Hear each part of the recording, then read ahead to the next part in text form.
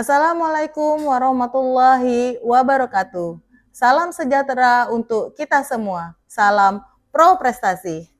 Perkenalkan, nama saya Vita Permatasari, ST MSI.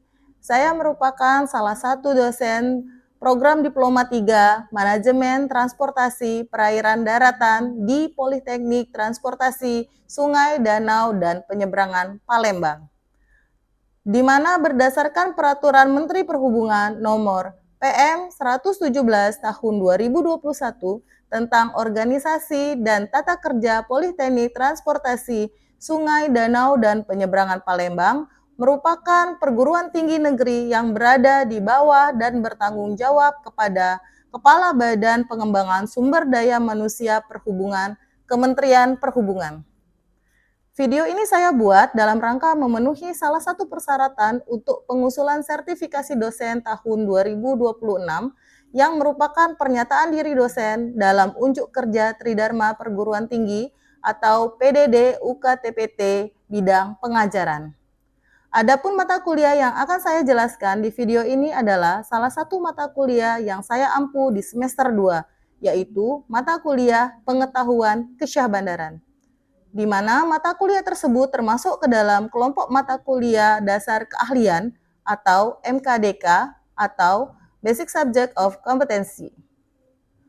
Mata kuliah Pengetahuan Kesyahbandaran tersebut merupakan mata kuliah yang mempelajari tentang tugas, fungsi, kewenangan, dan tanggung jawab kesyahbandaran sebagai pejabat pemerintah di bidang keselamatan dan keamanan pelayaran, sesuai dengan ketentuan peraturan perundang-undangan yang ada di Indonesia.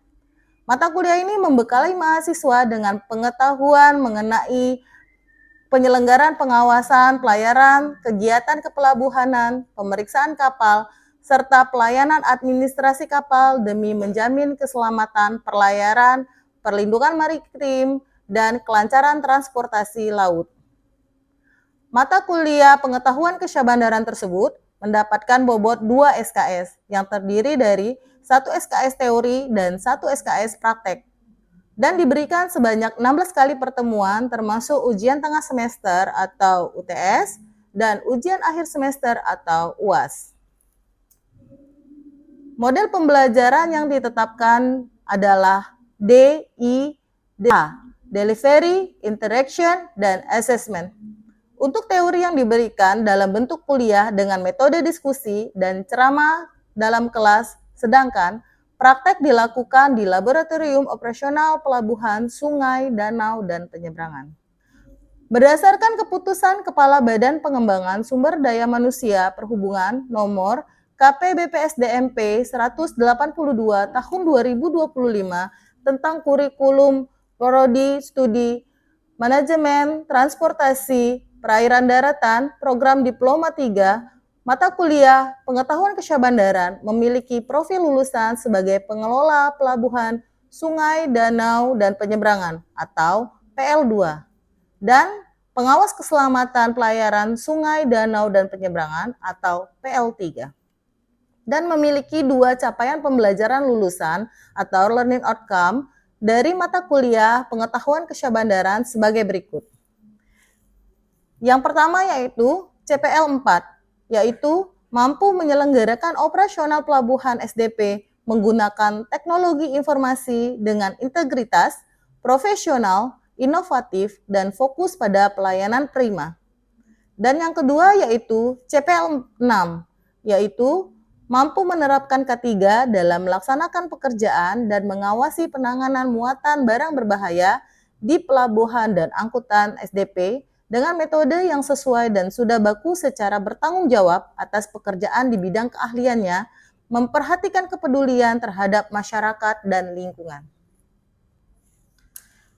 Kemudian untuk capaian pembelajaran dari mata kuliah atau learning outcome-nya yaitu mahasiswa memahami dan dapat menjelaskan tugas pokok, fungsi, serta wewenang kesyahbandaran dalam pengawasan keselamatan pelayaran dan kegiatan kepelabuhanan, termasuk regulasi, pengawasan daerah bandar, penerbitan surat izin berlayar, pengelolaan muatan berbahaya, penanganan kecelakaan kapal, yang mengacu pada peraturan nasional dan internasional.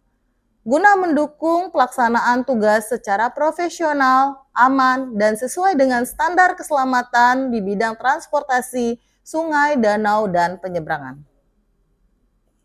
Sedangkan untuk bahan kajian atau learning outline dari mata kuliah tersebut adalah yang pertama, regulasi kesyahbandaran akan diberikan pada pertemuan pertama dan kedua. Yang kedua, pengetahuan daerah bandar akan diberikan pada pertemuan ketiga dan keempat. 3. Tertib pelabuhan akan diberikan pada pertemuan kelima, 6, dan ketujuh. 4. Penerbitan surat perintah berlayar akan diberikan pada pertemuan ke-9 dan ke-10. 5. Pemanduan kapal akan diberikan pada pertemuan ke-11, 12, dan ke-13. 6. Prosedur pemeriksaan kecelakaan kapal akan diberikan pada pertemuan ke-14. 7. Penanganan muatan berbahaya akan diberikan pada pertemuan ke-15. Untuk referensi yang digunakan adalah 1. Model Pengetahuan Kesyahbandaran BPPTD tahun 2008. 2. Undang-Undang Pelayaran Nomor 17 tahun 2008. 3. Solas AIMO 1974 Edition 1997. 4. IMDG Code. 5. IBC Code. Adapun sistem penilaian untuk mata kuliah ini diperoleh dari 4 unsur, yaitu yang pertama, penugasan dengan pembobotan 10% diberikan kepada mahasiswa di setiap akhir materi. Ini merupakan salah satu asesmen yang dilakukan untuk mengetahui seberapa besar pemahaman mahasiswa terhadap setiap materi yang telah diberikan. Melalui aplikasi Google Classroom, dan kemudian mahasiswa dapat mengupload tugas mereka melalui akun mereka masing-masing. Yang kedua yaitu penilaian ujian tengah semester dengan pembobotan 20%, di mana penilaian tersebut didapat setelah mahasiswa mengikuti ujian tengah semester pada pertemuan ke-8. Untuk penilaian UTS ini saya menggunakan aplikasi Quizizz atau Wayground. Yang ketiga, penilaian praktek dengan bobot sebesar 20%, didapat setelah mahasiswa melaksanakan tugas untuk praktek di Laboratorium Operasional Pelabuhan SDP. Yang keempat, penilaian akhir semester dengan pembobotan sebesar 50% diberikan kepada mahasiswa setelah mereka melaksanakan ujian akhir semester pada pertemuan ke-16. Menggunakan aplikasi Sipandu yaitu Sistem Ujian Online Computer Assisted Test Poltek Trans SDP Palembang. Demikian yang dapat saya sampaikan mengenai proses pembelajaran mata kuliah pengetahuan kesyahbandaran pada program Diploma 3 Manajemen Transportasi Perairan Daratan Poltek Trans SDP Palembang. Berikut merupakan cuplikan video tentang pembelajaran mata kuliah pengetahuan kesyahbandaran pada pertemuan ke-15 dengan materi penanganan muatan bahaya secara tatap muka di kelas untuk menyampaikan teori dan praktek menggunakan aplikasi Dangerous Goods di Laboratorium Operasional Pelabuhan Sungai, Danau, dan Penyeberangan. Terima kasih. Wassalamualaikum warahmatullahi wabarakatuh.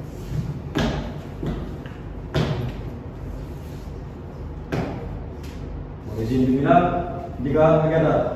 Duduk. Jalan.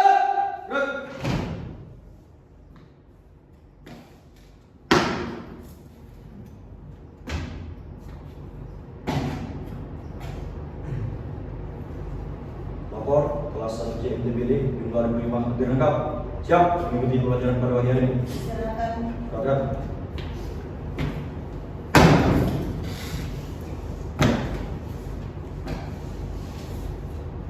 Awali pembelajaran pada pagi hari ini. Berdoa mulai. Berdoa selesai. Start.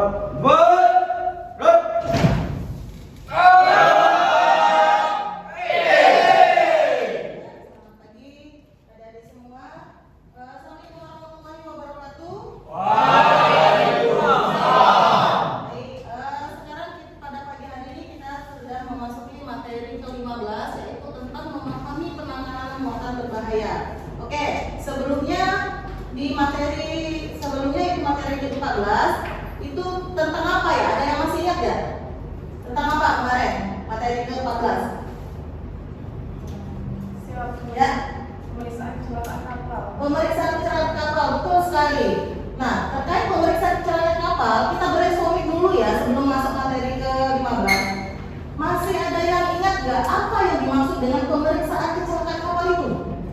Dulu, Ya, pemeriksaan kecelakaan kapal adalah kegiatan penyelidikan atau pengusutan suatu peristiwa kecelakaan pada kapal yang dilakukan oleh pejabat pemerintah yang berwenang untuk mengetahui sebab terjadinya kecelakaan kapal. iya betul sekali ya, betul sekali ya. Jadi itu adalah pengertian dari pengertian tentang pemeriksaan kecelakaan kapal.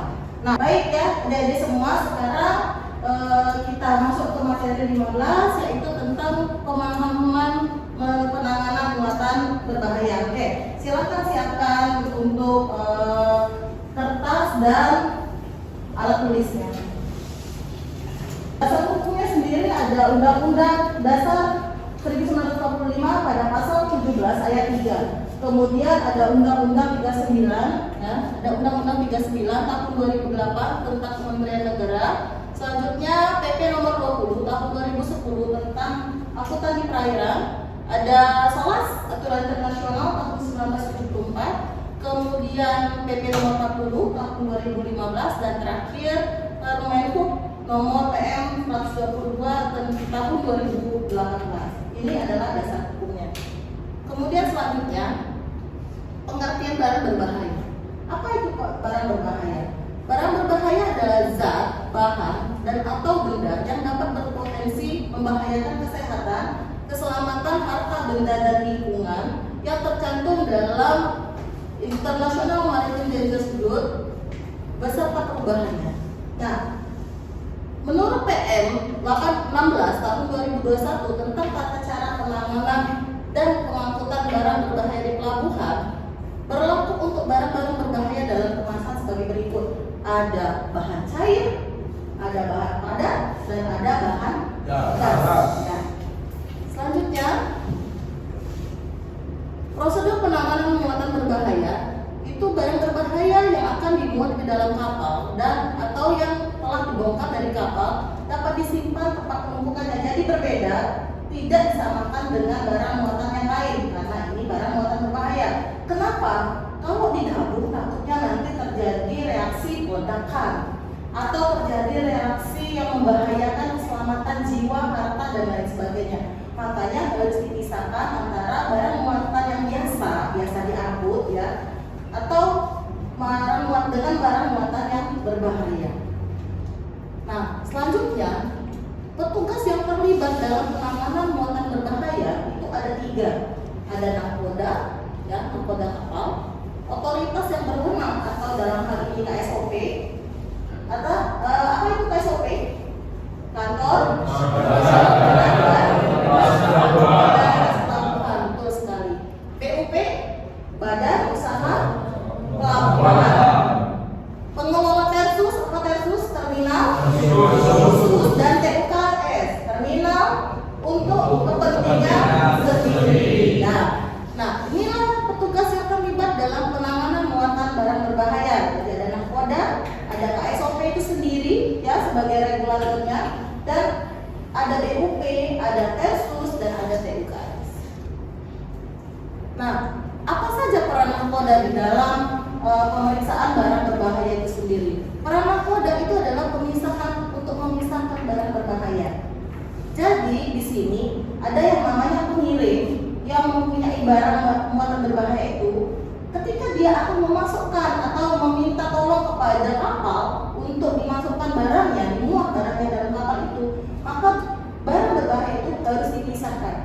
Nah, ini adalah salah satu peran penting dari nahkoda untuk melakukan pemisahan barang muatan berbahaya.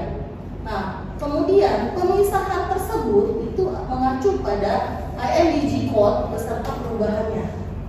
Kemudian rencana pemuatan tersebut sebagai syarat untuk memperoleh persetujuan muatan dari Syah Bandar tetap harus minta persetujuan dari Syah Bandar, karena kapal tidak akan bisa berangkat kalau tidak dapat persetujuan dari Syah Bandar. Nah, persetujuan tersebut sama seperti SPB itu berlaku paling lambat 1 kali 24 jam. Ya, betul. Selanjutnya ada otoritas yang berwenang atau KSOP. Dalam hal ini KSOP juga melakukan tugasnya ya dibantu oleh yang namanya pejabat pemeriksa barang berbahaya. Dan ini bukan orang sembarangan, tidak langsung asal tunjuk aja. Oh si A yang melaksanakan atau si B yang melaksanakan, nggak begitu. Jadi setiap pelaksanaan pemilihan muatan berbahaya tersebut, pemeriksaannya itu dilakukan oleh orang-orang yang berkompeten, ya, orang-orang yang telah mengikuti sertifikasi, yang ikut sudah mendapatkan sertifikasi penanganan muatan berbahaya. Jadi tidak semua orang yang bekerja di dalam KSOP itu bisa melaksanakan pemeriksaan terhadap muatan berbahaya. Selanjutnya, pejabat tersebut yang merupakan pejabat fungsional tertentu yang menangani pemeriksaan barang muatan berbahaya. Nah, pengangkatannya ada pengangkatannya ya.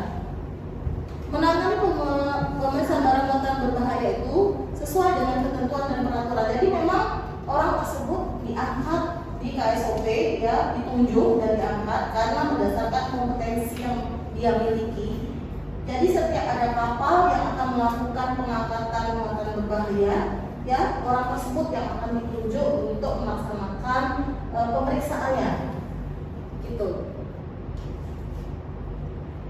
Nah, kemudian yang terakhir itu adalah BUP, pengelola Tersus TUKS untuk usaha depo, peti kemas atau pergudangan. Nah, apa keterlibatan BUP dalam hal ini? BUP atau pengelola Tersus dan TUKS itu mendirikan usaha depo, ada pergudangan, disiapkan gudang khusus, ya, disiapkan gudang khusus untuk penanganan muatan berbahaya.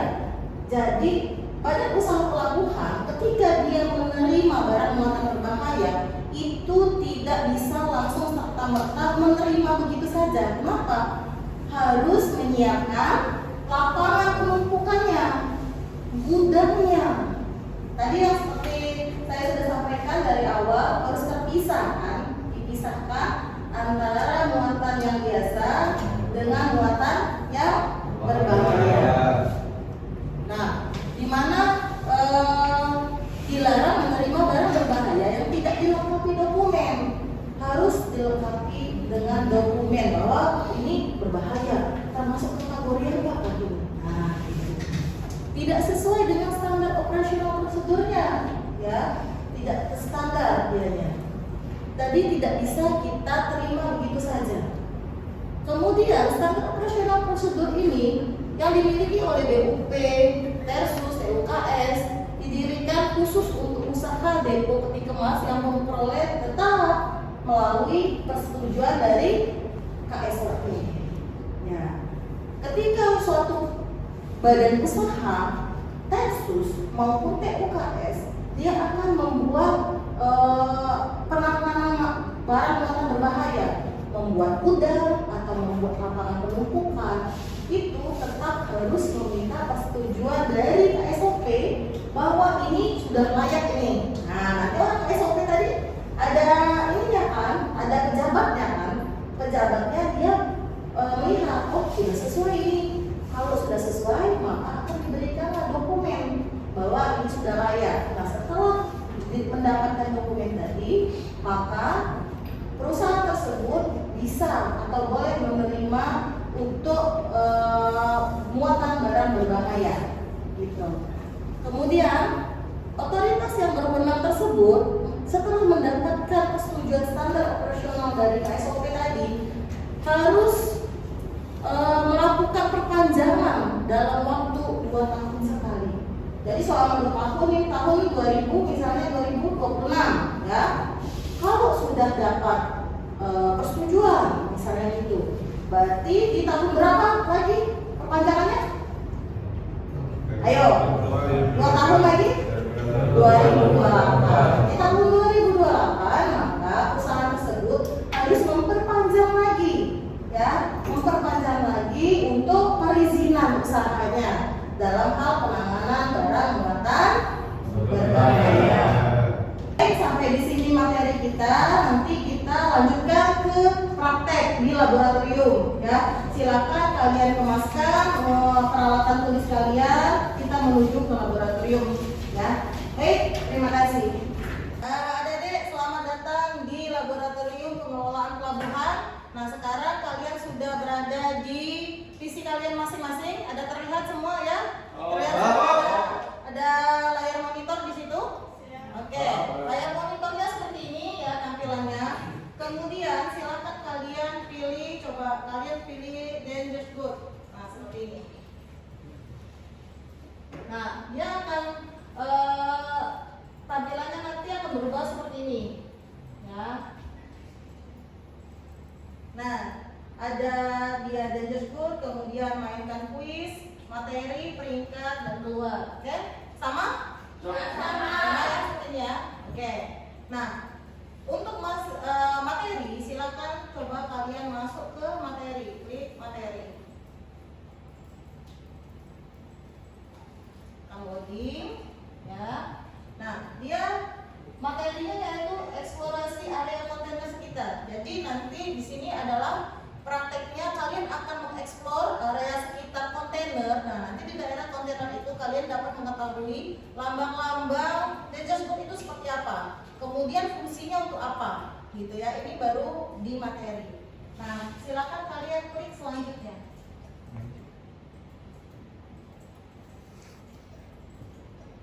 Oke, dia akan keluar seperti kayak main games jadinya ya. Tuh kayak main games gitu. Gerakkan mouse-nya. Oke, gerakkan mouse-nya. Coba kalian gerakkan mouse-nya. Bisa? Ya. Bisa ya semuanya? Gerakkan mouse-nya. Nah, habis itu ada W, klik W untuk kalian ke depan. Ini seperti ini. Coba klik W itu ke depan. W. Oke. Kanan D. D kanan D. D kanan, kiri A. Tuh, bergerak ya? S mundur. Jadi W A S D. W itu dia ke depan, ya. A itu ke kiri, D itu ke kanan, S itu mundur. Sudah? Bisa? Bisa deh. Ya, gitu ya. Nah, sekarang coba kalian lihat. Nah, maju ke sini. W, coba. Terus lihat di sini. Nah, X ini. Ya, explore dulu. Nah, ini eksplosif 1.1 ya. Eksplosif 1.1. Udah ketemu? Oke, eksplosif 1.1. Kemudian klik untuk lihat lebih lanjut. Nah, coba. Eksplosif 1.1 itu apa? Terdiri dari bahan peledak yang memiliki bahaya ledakan secara massal. Ya. Kemudian penggunaannya apa? Pelabelan pada paket termasuk IBC dan penempatan pada CTU. IBC itu apa? IBC adalah book container intermediate. Kemudian CTU itu apa? Cargo transport units. Nah, ini penjelasannya. Ya, penjelasan terkait masalah eksplosif 1.1. Ya, udah ketemu? Oke. Nah, silakan ini baru contoh ya. Contoh 1 saya kasih. Silakan kalian kerjakan explore dulu, explore sendiri. Berikut ke kontainer-kontainer selanjutnya. Ini baru 1.1. Ya, silakan kalian catat 1.1 itu apa saja, 1.2 itu apa saja, 1.3 itu apa saja, dan selanjutnya. Ya, explore sendiri. Ada pertanyaan?